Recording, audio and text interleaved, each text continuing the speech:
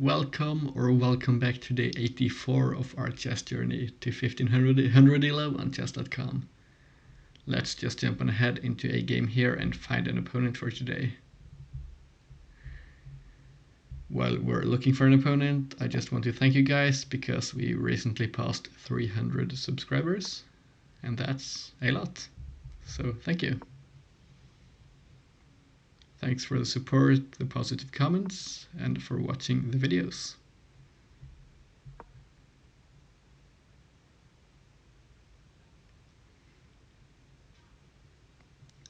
Let's see if we can transpose into a queen's gambit here.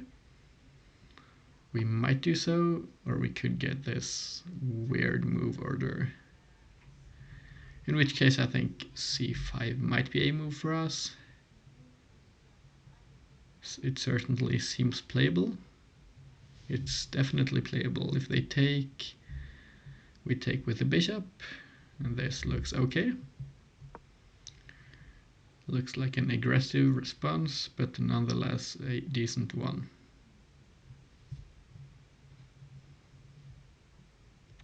We could even come up to c6, applying further pressure to the pawn, although it's quite well defended. So it's not as though we are threatening to win a pawn. But at least our opponent did play this e3 move, which is quite passive. I forgot to mention, by the way, we are playing Firestas from Austria. This is a setup I'm not quite familiar with. Surely there might be an argument for, I was going to say push the pawn to c4.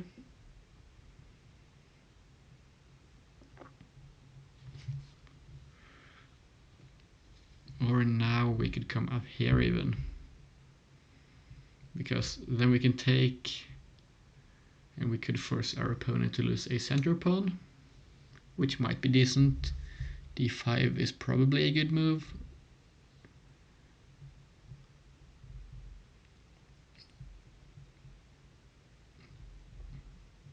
I think we'll come up with this pawn first, but then bishop to b5, knight to c6, bishop takes, pawn takes, and I think that's okay because despite having doubled pawns, we are certain to get rid of one c-pawn. We are transposed to the call system, I guess, the colle, a Rubinstein opening now as well. Knight to c6 still looks decent. The bishop will come out to b2 most likely.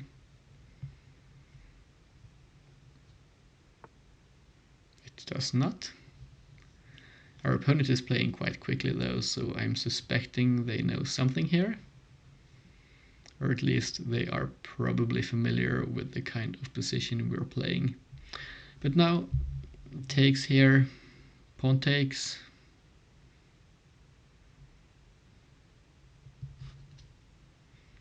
Knight doesn't take, but if the pawn takes, still our opponent is down a center pawn, which I think is probably good, right? It might not be that big of an advantage, but my intuition here tells me this looks decent. If the knight takes, I think we can take with our knight even, and force the pawn to take. Our opponent does take here. And I think this structure here looks quite solid, although our bishop here is not, it's not incredibly powerful, at least for the time being. g6 looks like a move to me, although the natural response bishop to g5 looks a bit annoying, but it doesn't really get more annoying than a bit annoying. Because we just come out with the bishop here, and I think this looks good. This diagonal is not of much more use to us. We could come out to d6, but I think I prefer targeting this. So let's come up here and see what our opponent does.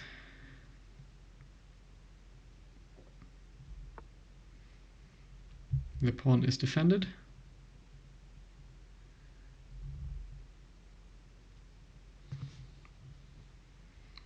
So which ideas do we have here rather? Well, now I'm realizing we could come out with a check here because, well, the bishop could defend. Yeah, it could. So let's delay that idea a bit, I guess, and instead develop our bishop, preparing to castle. I'm looking at c4 here. But honestly, if our pawn takes, their pawn takes, the d pawn still looks a bit weak. So this might become a decent target for us.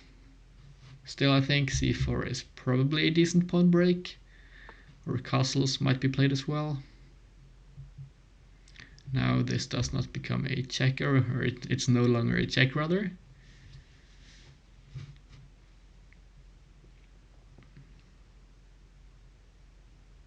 So what do we do about our light squared bishop here? I guess we might come back to our light squared bishop here, because currently I think I prefer castling. I was looking at queen to b6 while I was saying it, because I wanted to add pressure, but I didn't quite see a concrete way of winning this. We would still have to move our knight to get the bishop into the attack, so instead let's just get our king to safety and take it from there.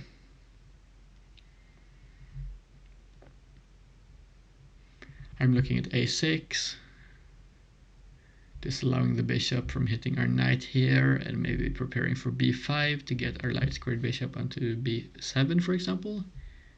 That's just one idea, and then we can play on the c-file, because this pawn is going to be a massive target unless it is pushed, which our opponent might realize at some point. We'll see what they do. I don't quite like our retreating squares for the knight here, or so I was going to say, but maybe e8 here, and coming up like this looks decent. That's going to control this square in case the c-pawn is pushed, and we might look at coming onto some outpost here at some point.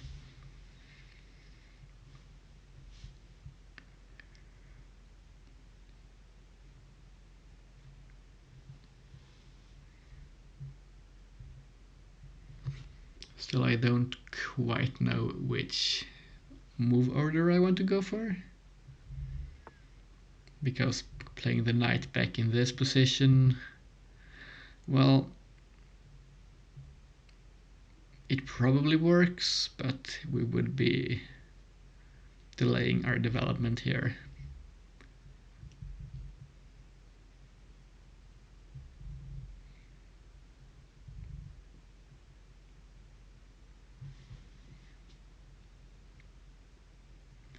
Queen to b6 would disallow our easy development here of the light squared bishop.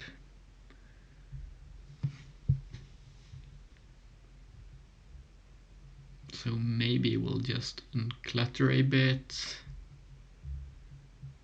I think this might not be blessed, it might be a bad move, it might be a bit slow. But I think this knight belongs on d6.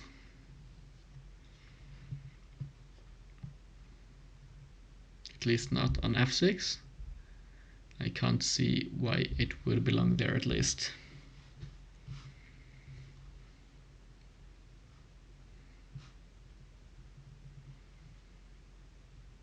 Still, we are not really threatening the pawn in any way.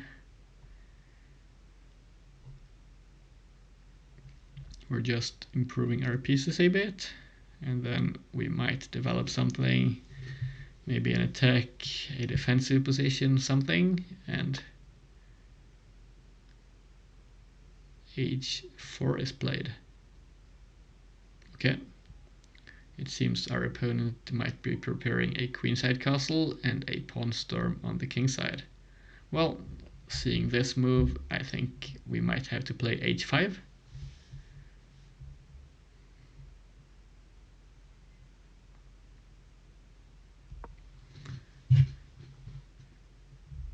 And now, well, if g4 is played, we just take the pawn.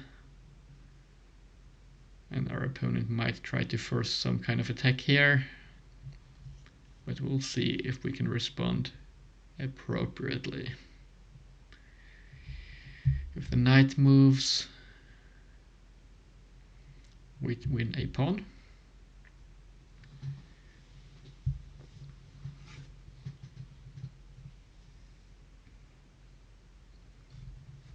But h4 here tells me our opponent probably looks to queenside castle, because why would they play h3 followed by h4 otherwise? I think h4 was a response to our retreating knight move.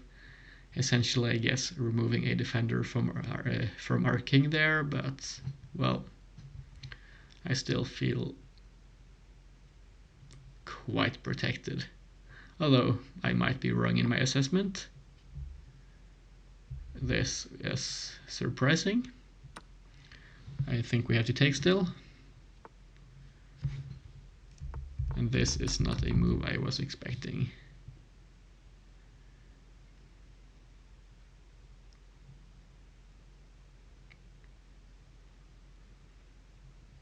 I would like to take the knight.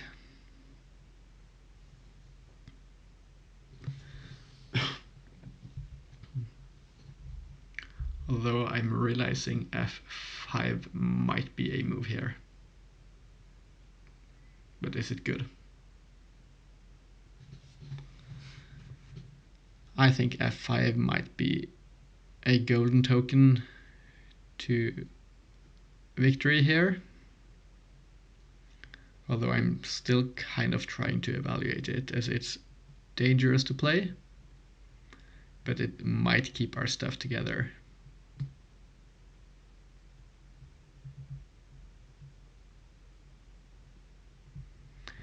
f5, h5,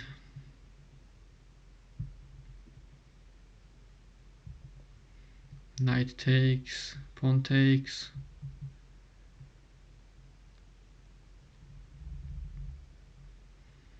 Still, this bishop is a bit awkward. We do have a lot of time here, so I would like to spend it correctly. Here I'm realizing knight to f6 might be a response as well. Although knight here, knight takes pawn, knight takes knight, queen takes, and then we don't quite get this pawn and we're just under attack,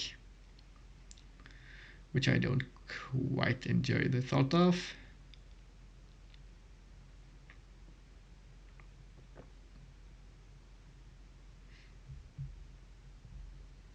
So maybe we'll play for this. I honestly don't know if this is good or not.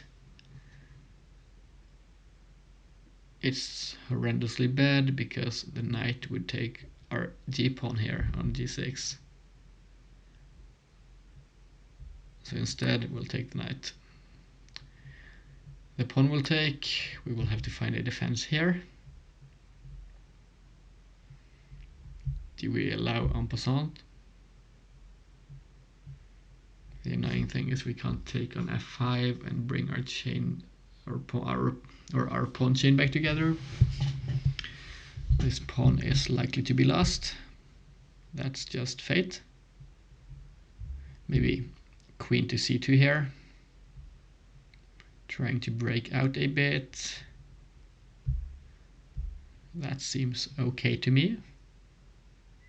Our pieces are a bit just, yeah, they're not ideal, but we'll see what can get done. Queen to c7, queen takes here, bishop takes, if bishop takes, queen takes, and we win a rook. I could just come out here and try getting something done.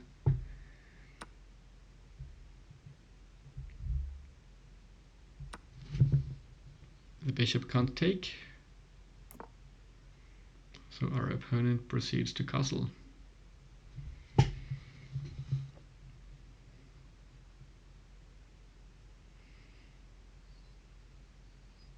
I'm kind of scanning the position here, and I think I am settling on taking the bishop, because it's never good to have their bishop here facing down, looking at our king.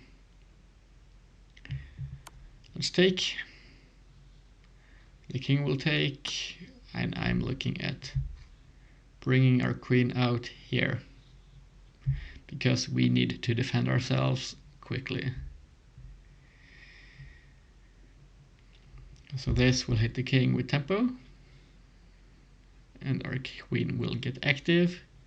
We could follow this up with knight to f6 perhaps, although the knight would be unprotected. There might be an idea of e5 hitting the queen, followed by e4.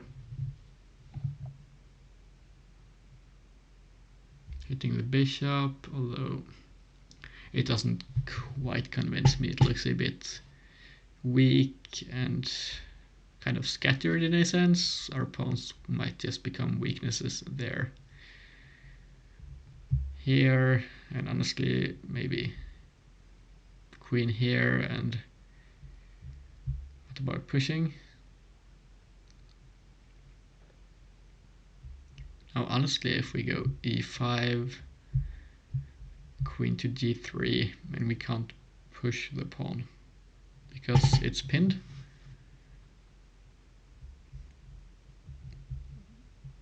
So let's just come up with the queen instead.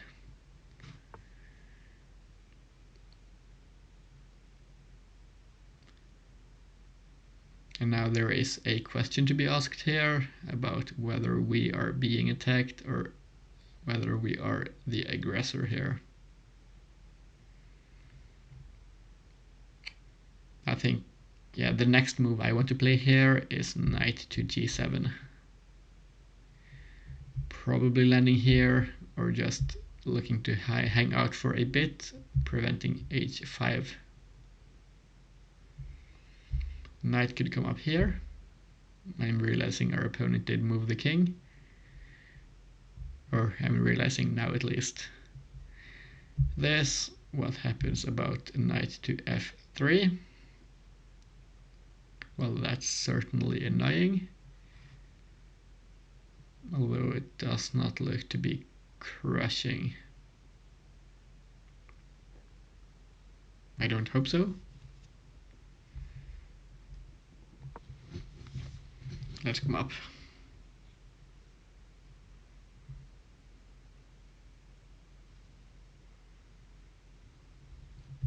Knight to f3 is probably the best move. Although f4 might be good as well. It's a bit difficult to evaluate this, but we'll see what we can do.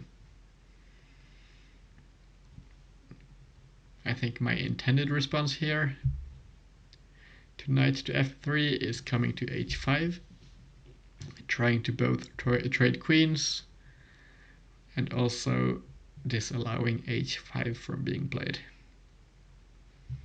Our pawn structure is going to break apart there if they take, but the main attacker will be gone. We can move to the h file and maybe just trade down rooks after bishop to d7, for example, connecting the rooks. Those pawns here are weak. So let's say we traded down all the material now, we would be in a winning endgame, because we are up a pawn and our opponent has two massive weaknesses.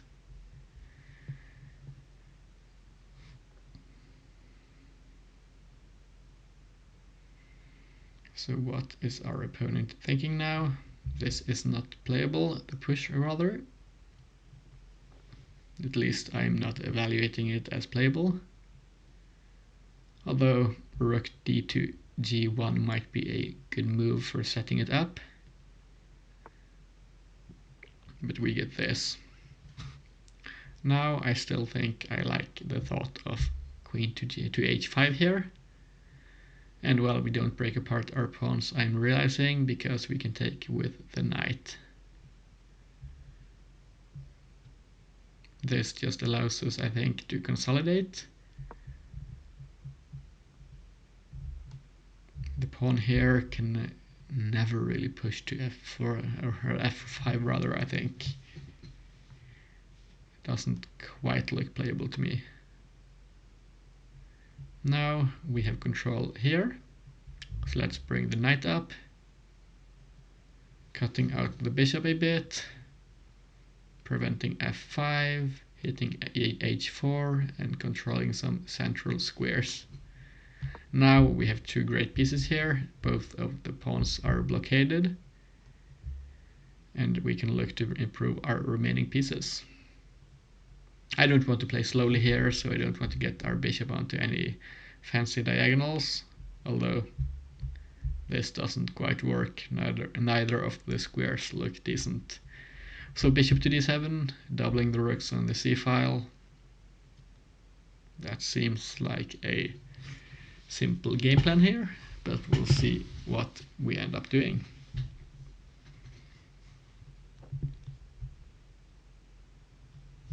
It's important to note here, this pawn is currently pinned to our king. This move, I guess it shows our opponent might want to move this rook. This pawn here on e6 rather is not really under any threat. So because of this, I think I'd like to move bishop to d7, bishop to d7.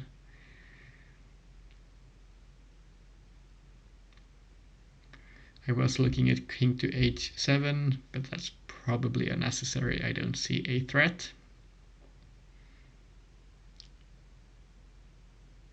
Simply because no, there is a threat. Here, bishop takes, queen takes, and this pawn push looks annoying.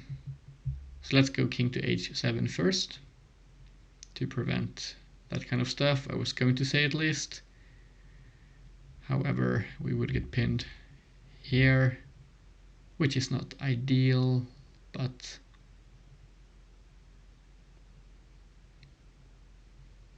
that might look a bit better. I don't want to go to g7 because we're still pinned. Yeah, I think I prefer being pinned in this direction, although it's through a pawn.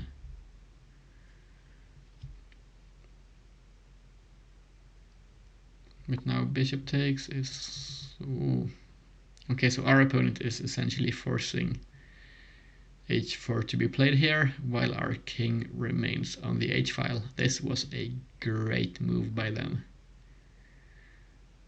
Immediately taking advantage of our king moving.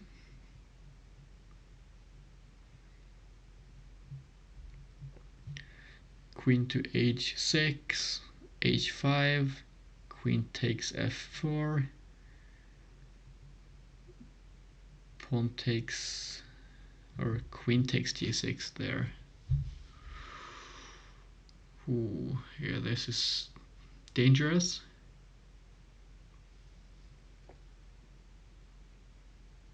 Although I think we are kind of forced into that line. I don't see an alternative. I was looking at knight takes h4, but I was not quite convinced. Knight takes h4.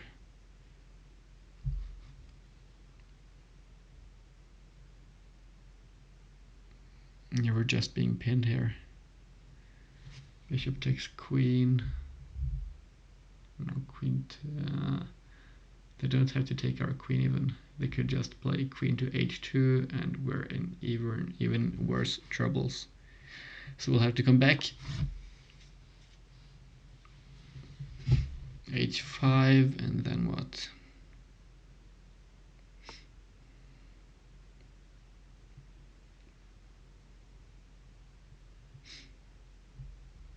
Queen takes, queen takes. I guess king to h8 and we pray. Or queen takes, pawn takes. King might be forced here, then pawn takes, we're checked again, we'll have to move. This is less than ideal by a massive margin. I think I honestly misplayed this position a whole lot. But let's see if we can find a way of salvaging it. We'll have to allow our opponent to check with a capture. That's honestly unavoidable. But we might be able to escape. The knight is kind of hanging here. Although our king looks like it doesn't quite want to be in on this kind of... Well, it's not fun for the king anymore. However, our other pieces might have fun in a little while here.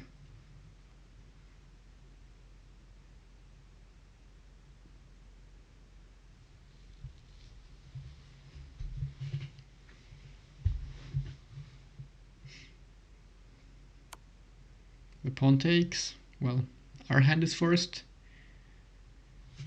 We either block, which looks bad, or I guess we take.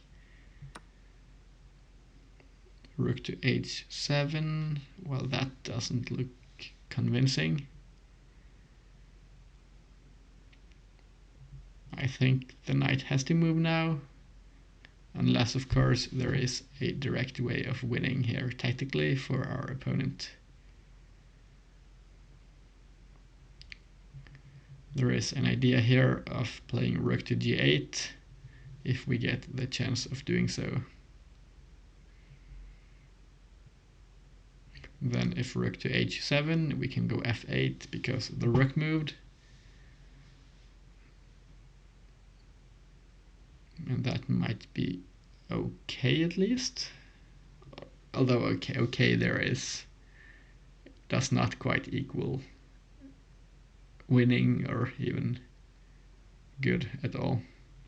We can't take the knight because the bishop would reveal an attack against us there, which does not look good. Okay, we get this.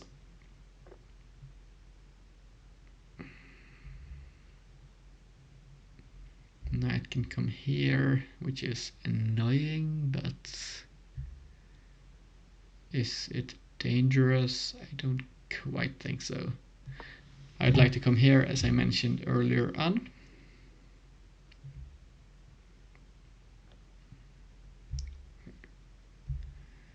The idea here, of course, is getting our rook into a slightly better position while forcing our opponent to lose one file here. Maybe we can trade some material if we are lucky.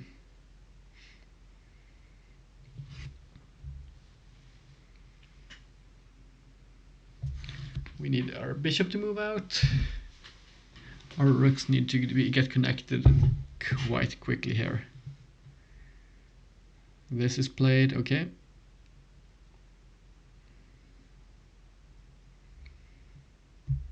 Rook here. Does it work? Queen here. King. It looks like we might escape there. Don't quite have enough time to properly calculate, but I think this looks okay. Kind of running out like this. Although, of course, it's not a good position. But what we need is not a good position, we need a playable position.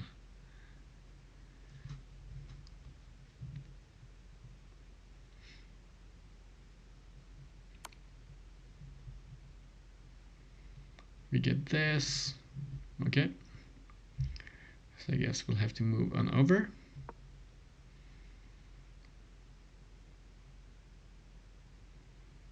Now the knight is defended though. Somewhat annoyingly, but well, it's to be expected here. I don't quite know, but maybe, just maybe, our king might be a bit safe on d6.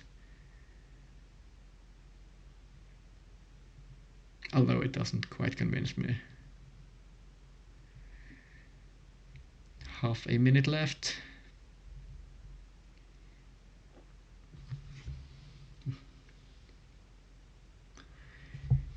It's currently past midnight here. I'll be heading on to bed after this game. And then in the morning, well, I can't quite remember what's happening. I'm having some presentation tomorrow, presenting some machines at our nanotechnology lab at the university, which I think is going to be a lot of fun. And also I'll get to learn about more nanotechnology machines from other students.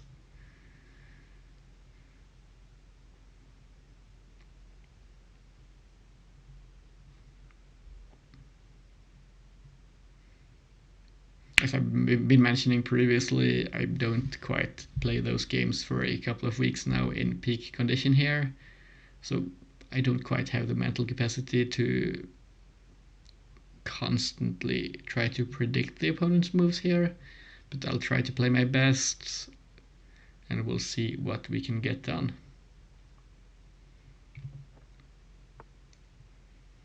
This move is played.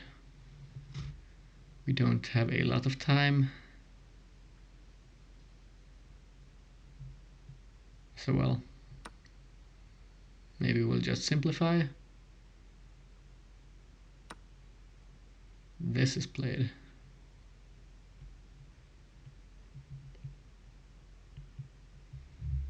I guess we go here, pinning the bishop, maybe creating some threats, defending our e-pawn, defending our rook. Looks solid.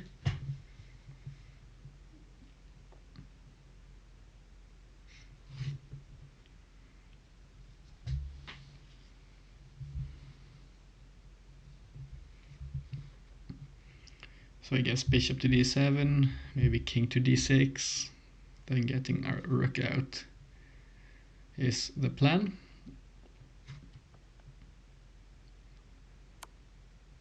We are checked though, forcing us to this square. Now what we would have liked to avoid here is of course getting our bishop pinned, so we can't quite develop our rook, but well, if it happens, it happens, and then we'll have to deal with the following position. There we might have b6 for example, and then playing bishop b7 to get our rook out. We'll just have to see what ends up happening.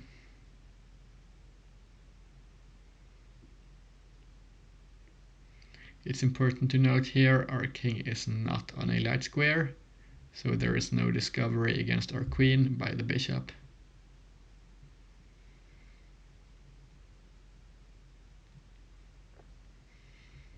b6 might be an idea simply because of bishop to a6, hitting this bishop, and if it takes we get the rook with check.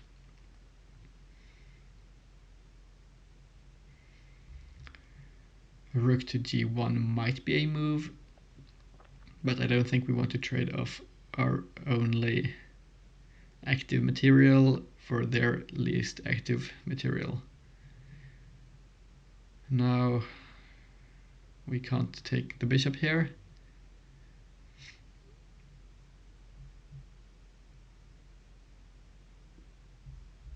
I think we have to move the queen.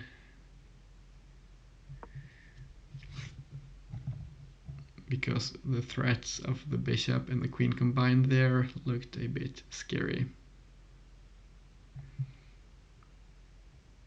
Coming to b5 and hitting us at d7.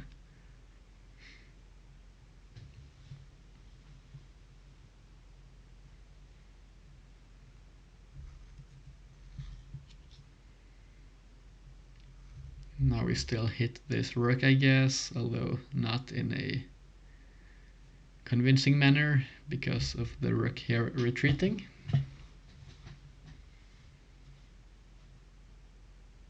Filistus from Austria.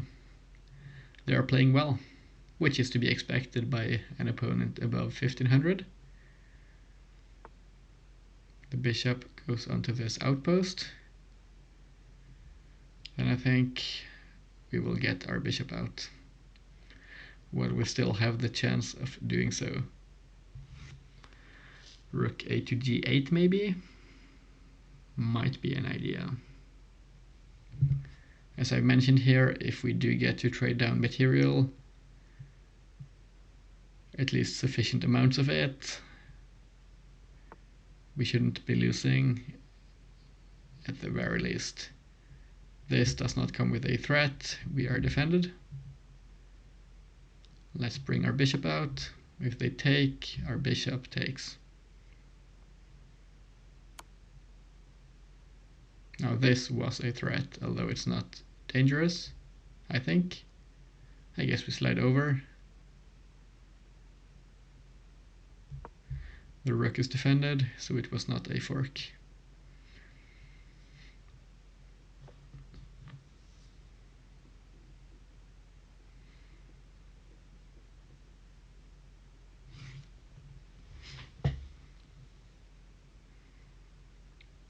We don't quite have rook to h or to g2 rather because of the bishop outpost. Okay, but this, and we can't go there, we have to defend the bishop, so our a pawn is lost.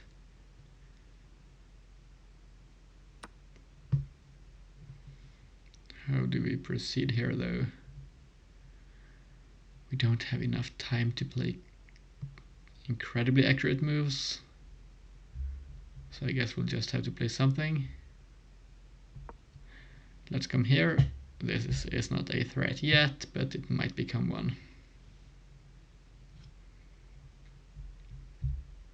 Maybe bishop to b5 here, and we could sack a bishop to get an attack going. That's just one idea among potentially several ones, which I might not be seeing all of them. So our opponent is currently turtling here, playing incredibly defensively, which I think should work in our favor.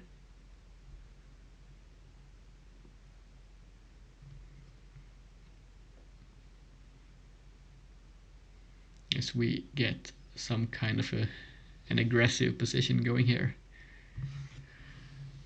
If we get our other rook to g2, maybe we'll have something, although rook to h7 might be annoying in some positions.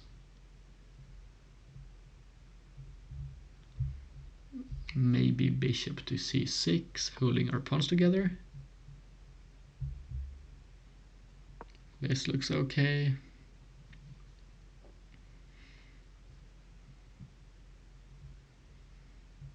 b5 is probably an overextension.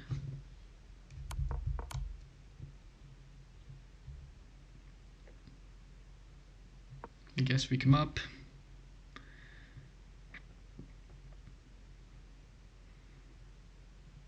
Bishop takes should be the only capture here, but then I think we could ignore and play rook to g2 to threaten the king maybe.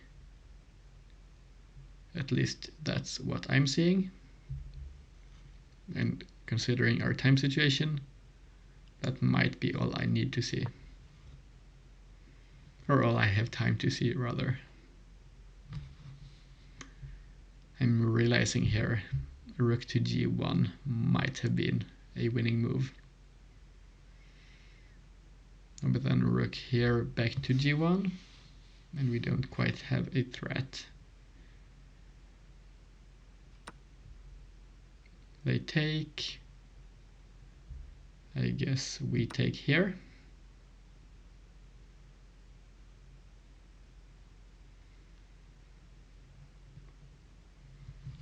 And now it's a question here of whether our opponent can prevent us from checkmating or not. If they can, they might just be in a winning position. If not, we win. This, we can't go here because of we don't get skewered because of our other rook, but no, this is forced either way. I realized. So where does our opponent go now?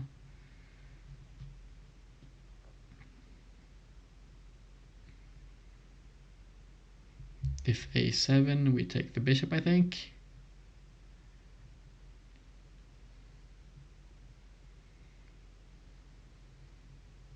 Or, well, we checkmate if we get the chance to, but as a7 comes with a check, we can't checkmate ourselves.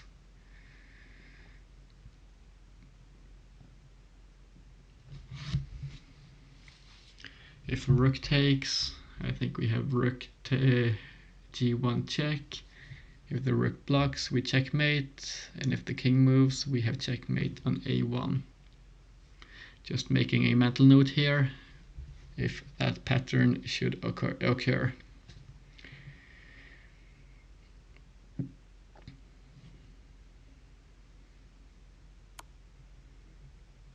Well, we get checked like this, which is massively unexpected. And probably just game losing.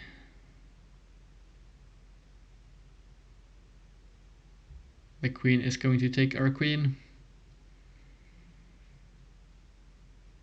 We cannot take with the king because we get checked by the rook and lose material. Oh, our opponent decides to play a bit fancy here.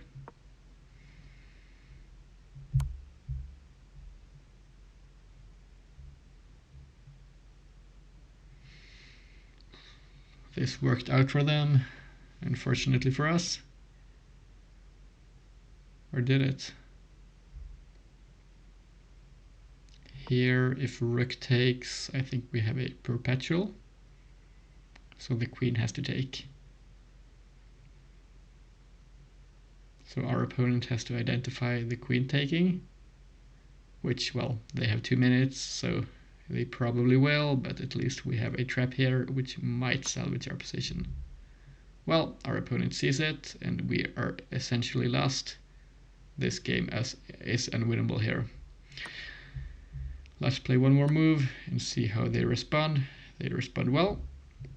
Let's resign. This was a loss today. Thanks for the game. Let's jump on ahead into the game review and have a look at how we played the game.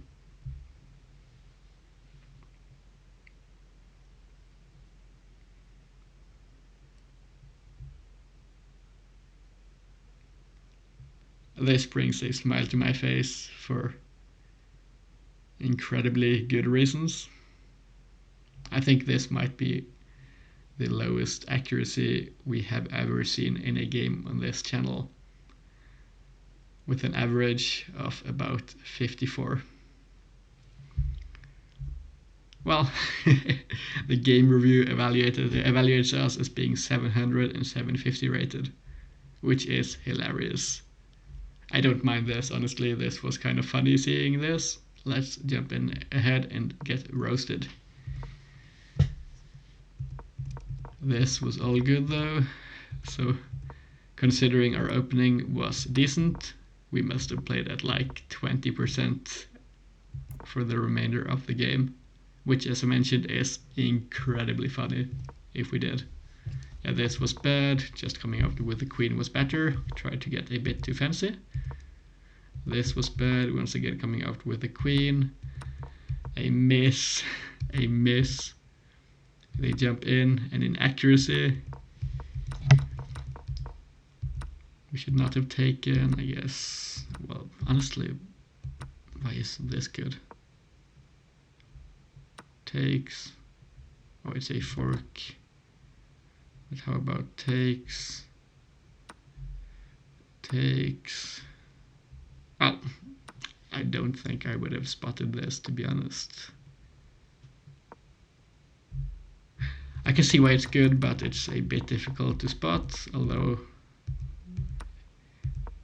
given more time or another situation, I might have spotted it. I don't quite know, and we might never know.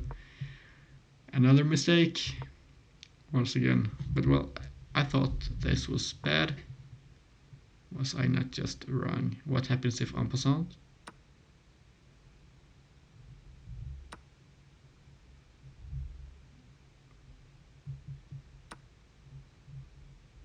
Oh, okay. But castles? And this is just decisively winning because our opponent has to castle into a weak position. I would not have evaluated this as being minus 3.5 still, but well, maybe, I guess we take the pawn or something.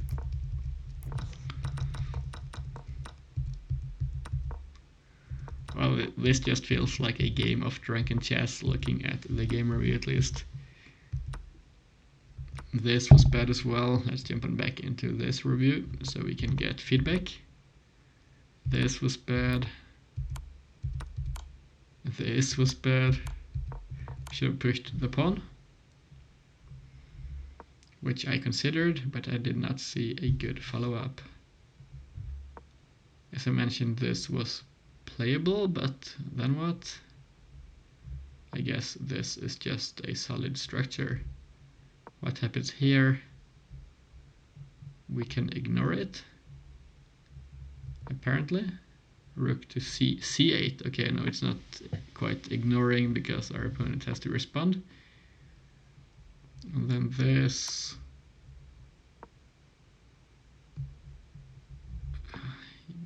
I guess it looks.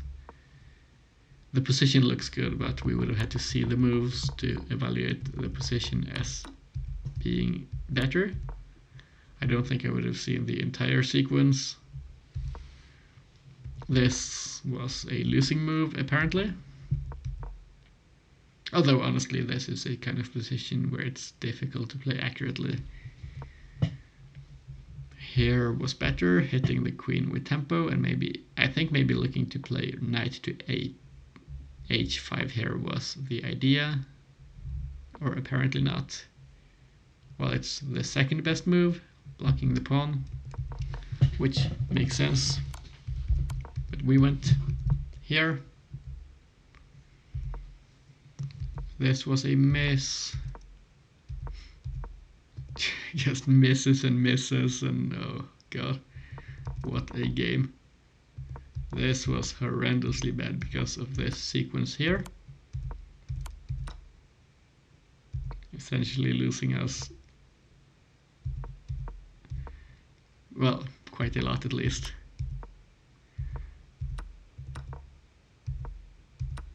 This was a blunder. The bishop would have gotten forced back there, but still this was good for us in this position. Should have taken the bishop, apparently, and argued this is not a loss. Honestly, I did not quite consider here that we might have to play down an exchange, but I can see this not being a loss, at least. In hindsight, of course. There's just a lot to break down here.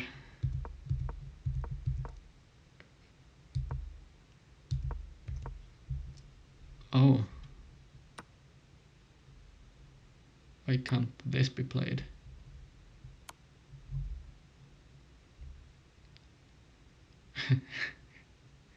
King to c1 is mate in 17. Okay. But well, we should have seen this. Honestly, this should have been spotted.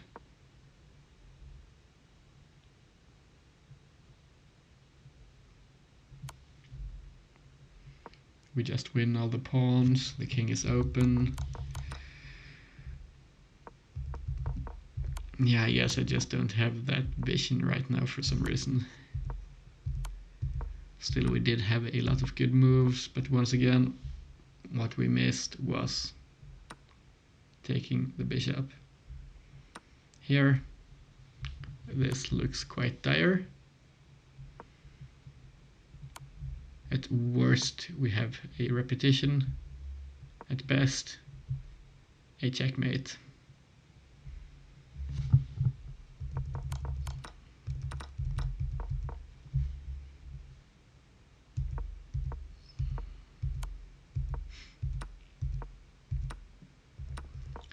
Yeah, if this made it into a Guess the ELO episode, 14 and 1500 would have never been guessed. We just have blunder after blunder after blunder.